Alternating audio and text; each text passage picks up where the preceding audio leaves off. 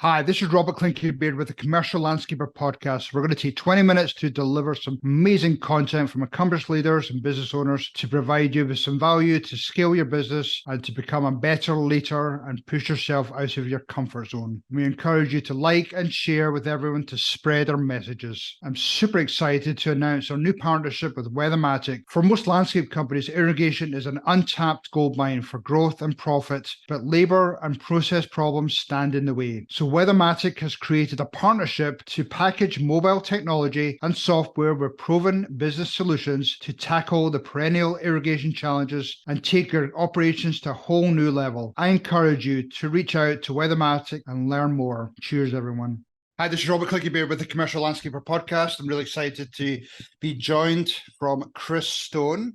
Chris Stone is based across in the UK, and really excited you're on today, Chris. Hi there, thanks very much. Excited to be on. Obviously a lot of my audience base is, US and other parts of the world, so very few people know about Chris Stone. So tell the audience about you, a little bit about your company. So I run a business called Bushy Business over in the UK. We're down in the south in Surrey. I've been doing so for 27 years. I run it with my wife, Jo, and my brother, David. And we are, we'll be 32 in number, including all office staff, etc. And we cover a very small amount of garden design, hard landscaping, so building gardens, soft landscaping, as in planting and maintenance. Everything is domestic, next to nothing commercial. Yeah, we're growing. We're looking at growing. We've grown a lot in the last few years, and hopefully that continues. Cool, that's awesome. Yeah, we were talking about stats in terms of number of businesses that survive or get up to $1 million, and sounds like you're well over that. So congratulations. Thank you. Yeah, thank you. So tell, there's so many different directions I can go here, but what's some of the, you obviously you're looking to grow more, but you're probably seeing some challenges ahead of you, whether it be, concerns about the economy. I know in your pre-talk, we talked about a little bit about trying to find good people to bring on board. Talk through some of the challenges you're facing as you think about growth. It's probably a challenge for all of us, isn't it? The green industries as a whole, whether that's the hard landscaping or the maintenance side of things. Certainly in this country, youngsters coming through has been on the decline for years, and typically the college courses that are offered are just so far below par. We've got an apprentice at the moment who's on a college course and it barely touches the sides. It really does. So, and I understand that a lot of it's supposed to be site-based, but it's really not very helpful. So it's a struggle. I think COVID meant there was a boom in this industry, full stop, and a lot of people have gone out on their own and further dilutes the market. And it's been really, really tough. Finding staff, retaining staff, things have calmed down a lot now. Seems to be, everyone's talking about a bit of a slowdown. We were talking about that before and talking about how you can talk yourself into that. And there does seem to be a bit more labour available on the market. So, to a point, hopefully that continues and we can find some good people, but it has been a challenge for everyone. What do you think colleges can do to help, I suppose, set their students up for success? I'm not really sure that the college model as it is really the answer, I have to say. We as employers have to do so much more. We have to invest in young people and in career changes as well. It doesn't just have to be young people. We've got to offer more. We've got to look outside of conventional colleges. There are now training facilities, not many over here, who are offering 2-3 day courses in anything and everything. And I think there's going to be a real upturn in that. I think it's a much more useful way of training people is sending them off for a couple of days and then bringing them back in and using those skills if you can. Timing's always a problem, I think. But I'm not sure the college course at the moment, it seems to be very much a bums on seats, get the funding for the student and do the bare minimum. It's not impressive at all. I've worked with some companies and they've done some pretty amazing campaigns about trying to attract people straight from high school into the trade businesses, and obviously that includes landscaping. And I was on a panel a couple of days ago, and that one of the speakers made a great point that here we have this business where you're outdoors in this beautiful landscaping, beautiful gardens, and we just can't get people into our industry. And what's your thoughts around that? Whether it's different across in the UK, whether we could be doing that at a national level, or maybe through your organized, your landscape association? So I think there's work that's gone on to try and bring school leavers through. I think it needs more maybe government help, government funding. I mean, we could get off onto the subject of how horticulture and landscaping over here are not given the respect they deserve. They're, multi-million pound, more billion-pound maybe, I don't know. It really is a case of it's not given the backing it should. The trouble is it's been seen as manual labour is something that people who can't do anything else do.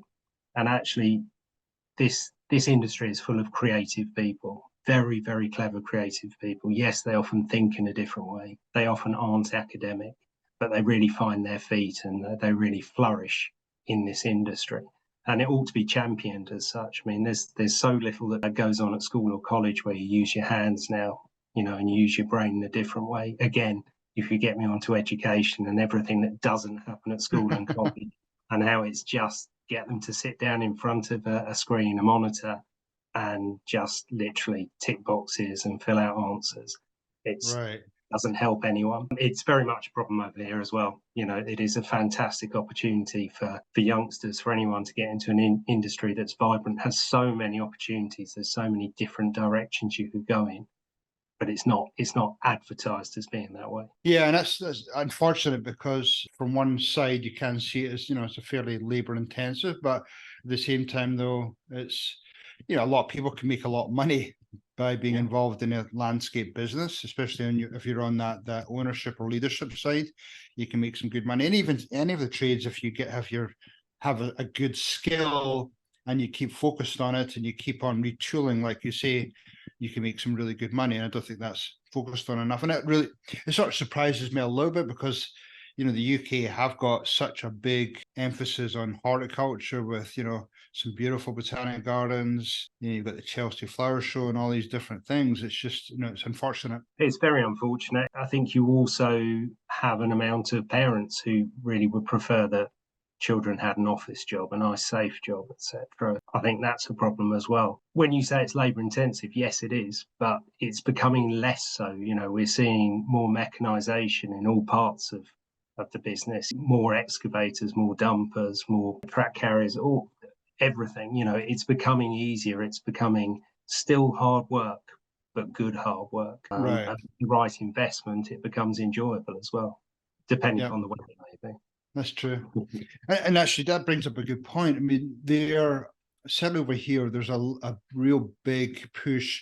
When you look at some of the recent trade shows we've had, there's more and more technology, more and more robotics out there, whether it be mowers, whether it be even some of the diggers you're talking about, some of them can be, handled remotely from another part of the world. It just blows my mind. And so there is, I feel as though a technology now aspect within companies. A lot of people are now even looking at like a chief technical officer or technology officer within their companies.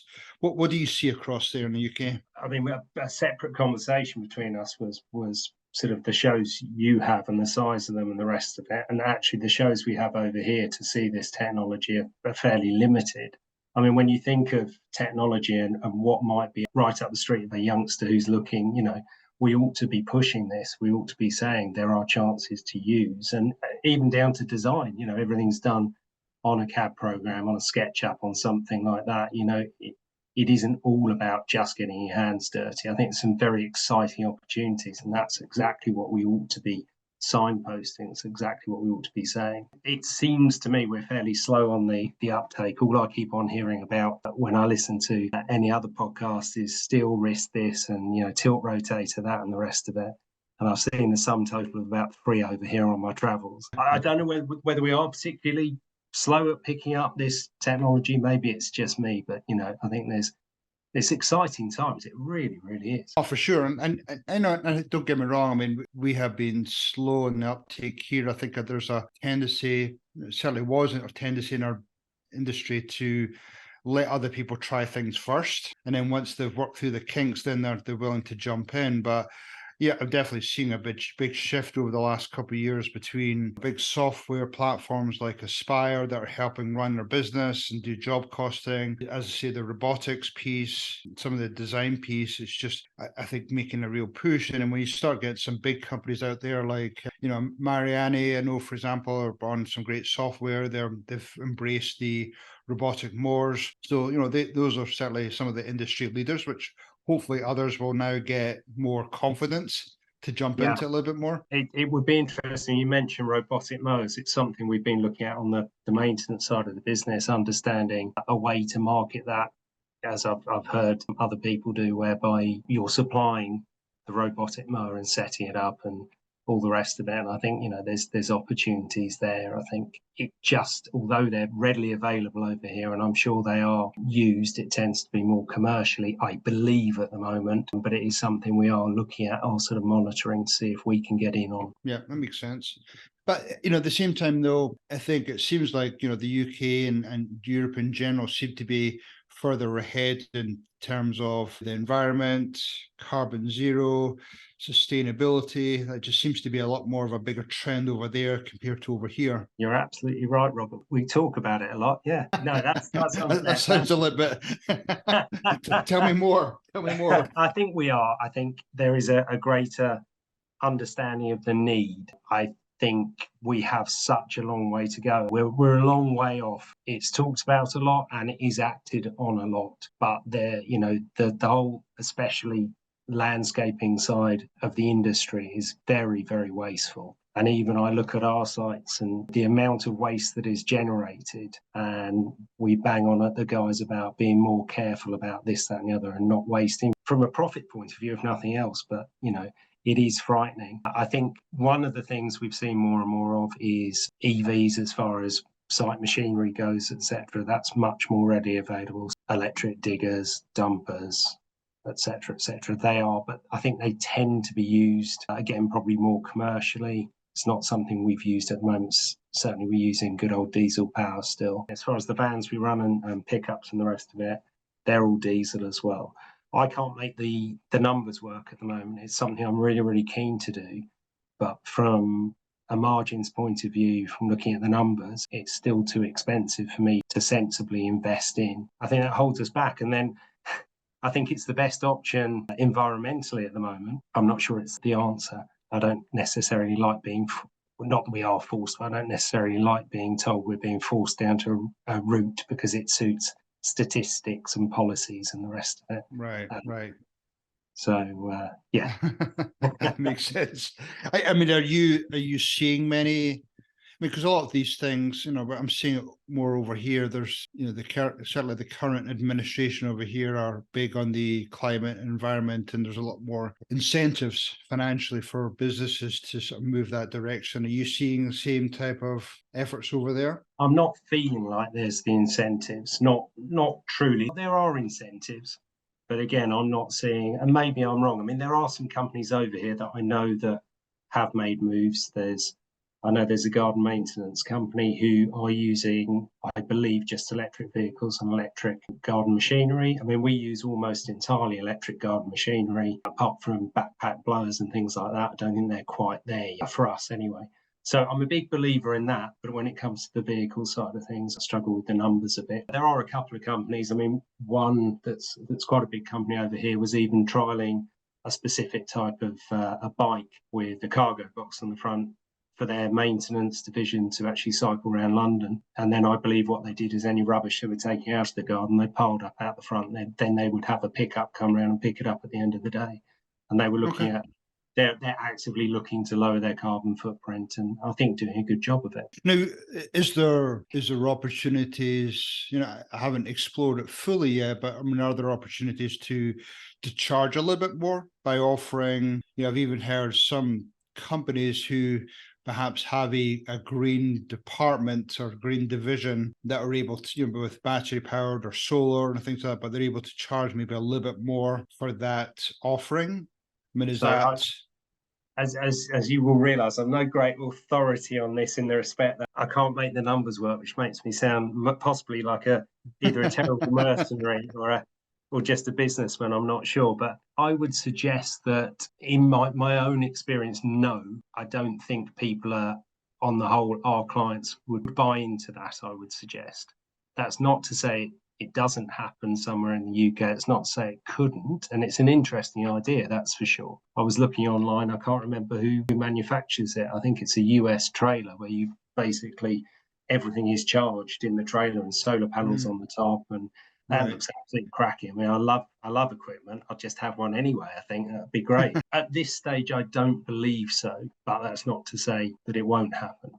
Right. Makes sense. Here's another challenging question for you. What are some of the things you feel as though UK landscape companies, residential or commercial, could learn from what's going on in the States? Well, from what I understand, it's the mechanisation more than anything. It's thinking around problems. Part of the battle is over here, and again, I've never been to America. I hope to remedy that. Is that a lot of the access issues we have over here, you don't typically have over there, from what I've seen of the landscaping projects.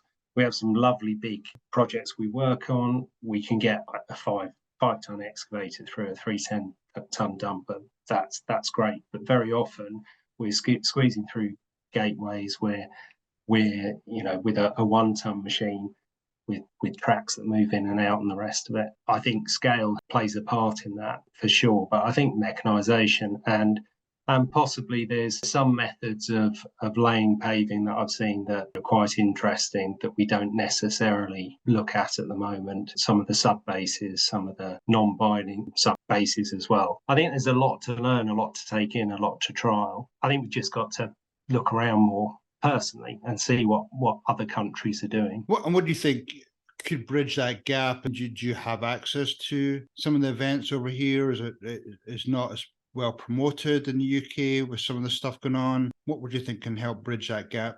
I think promotion in the UK, I mean, the only reason I know about any of the shows out there is because of your podcast and other landscaping podcasts. I've said to you before that anything we have over here, again, just my personal opinion, podcast-wise or similar, is not a patch on what's going on in America. There might be one Canadian one, and in Australia. I love listening to those podcasts. You hear about the shows, you go online, look at the shows, and they seem much more advanced. They seem bigger. They seem more about the machinery and finding solutions to problems than possibly what we've got back here. And what we've got back here is good on the whole. I think it's struggled a bit in the last couple of years, but I think, greater promotion over here would be a good thing. I know there's a big event coming up in Charlotte, I believe. Maybe it's November next year. And obviously Charlotte's on the East Coast. So that would actually be a little bit easier for, people in the UK to visit. And I think this year, there was, a couple of thousand people there. So a lot of machinery, a lot of workshops. So that could be a good one out there. And then vice versa. What are people in the UK doing that the US can learn from? Nothing necessarily off the top of my head. I don't necessarily understand exactly what goes on in America. It's only what I see and hear. I don't know enough necessarily about your planting skulls. You're such a vast country that it changes so much from one side to the other. From Right. Obviously it does. We're just a small island, really, which is not to talk us whatsoever. But I don't know. I'm sure there is plenty that's interchangeable. I'm sure there is plenty to be learned. I think, working cultures, maybe, possibly something like that. But I'm guessing, really. Yeah, and I think, even just, I was back in the UK for 4 or 5 months last year, and just some of the, I suppose, the quality of landscaping, especially around some of the parks and botanic gardens. I mean, they're certainly top class, and very few people as places over here have that same level. So maybe some of that horticulture knowledge. Yeah, very possibly. I mean, that is something you'll know better than I will. I think we're sort of on the whole, again, personal experience, we're using a huge amount of porcelain at the moment. You talk sustainability, don't get me started on that. Huge amount of porcelain at the moment, wearing courses and walls, lining walls with big format tiles and things like that. There's been a lot of that going on. And again, from what I see, is not a lot of that goes on in America. I might be wrong. And there is some fantastically high quality work that goes on over here. Mind boggling what, some are up to. Really, really is. I'm on committee of the APL, the Association of Professional Landscapers, and we have once a year we have our awards ceremony, and the quality of the work, it just makes you very proud, that's for sure. A couple more questions here. What does it look like in the next 5-10 years for your company, Chris? More growth. I think very much the maintenance, soft landscaping, there's room for lots of growth within that. Hard landscaping, a lot of training, and there'd be a lot of training full stop for all staff, but hard landscaping, a lot of training. And that, I think, is probably where the biggest deficit of quality skilled labour is the hard landscaping side of things. And we can only grow any of the business with quality staff. So, it really is a case of doubling down and training as many good people as possible. You hear it said time and time again, it's attitude you should employ as much as anything. First thing is to get them to actually turn out on any given day. And then after that, they've got a good attitude. They want to learn, want to be sponge-like. We're only too happy to facilitate that and to help them and guide them. So growth, definitely. And moving into, we don't do an awful lot in the way of irrigation. We want to do a lot more irrigation-wise. Typically, we're asked to do it an awful lot more now. We do very simple systems. We've done a couple of the bigger systems. And it's the maintenance of irrigation as well. People seem very happy to put irrigation in, but then have no interest in the shutdowns, the switch-ons and the rest of it, and the bits in the middle. Right. So very much like that. I think there's just so many opportunities. It's as I've said before, it's a great industry to be part of. So much that it's exciting about it at the moment. It's almost quite difficult to actually nail down where you want to go next, because I think there are so many opportunities. Well, yeah, irrigation is huge. Obviously we were in a bubble in Phoenix, and obviously a big need for irrigation there. But our irrigation alone was $2-3 million a year, just with the ongoing maintenance and some of the upgrades of existing systems, because obviously there's lifespan there. So, if people want to find out more about you, your company, the UK, what's the best way for them to connect with you? They can email me directly on chris@bushybusiness.com, website as well, which is bushybusiness.com. Welcome any questions, welcome connecting with people. My wife Jo and I are hoping to visit the US, as we've spoken, next autumn and take in a show or so, and hopefully connect with a few people. We'd love to have a chat, sit down, a couple of a beer and something, and just, and see what you guys do over there. So, yeah, be great. Well, hopefully a few people reach out to help that little tour get set up. So some great companies and good places to visit across here on the East Coast and throughout the US. So yeah, it'd be great.